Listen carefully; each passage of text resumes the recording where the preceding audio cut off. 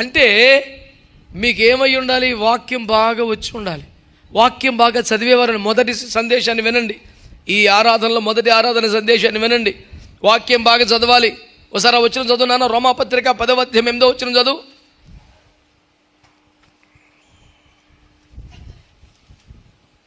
రోమా 10:8.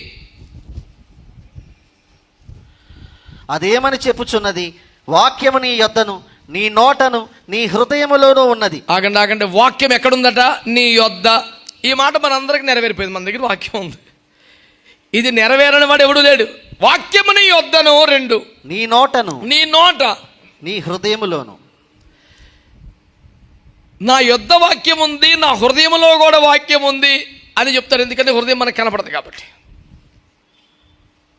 కాబట్టి నీ నోట వాక్యం ఉంటే అందరికి కనపడద్దు. మరి ఏదైనా సందర్భం వస్తే నువ్వు చమత్కారంగా జవాబు చెప్తున్నావా, వాక్చాతుర్యమైన జవాబు చెప్తున్నావా, తెలివిగా ప్రత్యుత్తరం ఇస్తున్నావా, తిరిగి వాక్యమే జవాబు చెప్తున్నావా? యేసు ప్రభువారు ఏం చెప్పేవారు? ఇలాగూ వ్రాయబడి ఉన్నదని వాక్యాన్ని ఉటంకించేవారు. యేసు ప్రభువారికి సాతాన్ని గద్దించే అధికారం కానీ, స్థాయి కానీ, శక్తి కానీ లేదా? అతను పనికి మళ్ళీ మాట్లాడు అనే కెపాసిటీ లేదా? ఇలాగూ వ్రాయబడి ఉన్నది అని చెప్పారు. వాక్యం ద్వారానే మాట్లాడారు. పౌలు గారి బాణి ఏమిటి? అయితే లేఖనమేమి చెప్పుచున్నది? ప్రతి దానికి వాక్యమే. నువ్వేం చెప్పు వాక్యమే. అంతగా వాక్యాన్ని చదివేసి నవిలేసి మింగేశారు వాళ్ళు. వాక్యంతో కడుపు నింపేసుకున్నారు. అందుకనే వాక్యం నీ వద్ద ఉన్నది, నీ హృదయంలో ఉన్నది, నీ నోట కూడా ఉంది. మీ నోట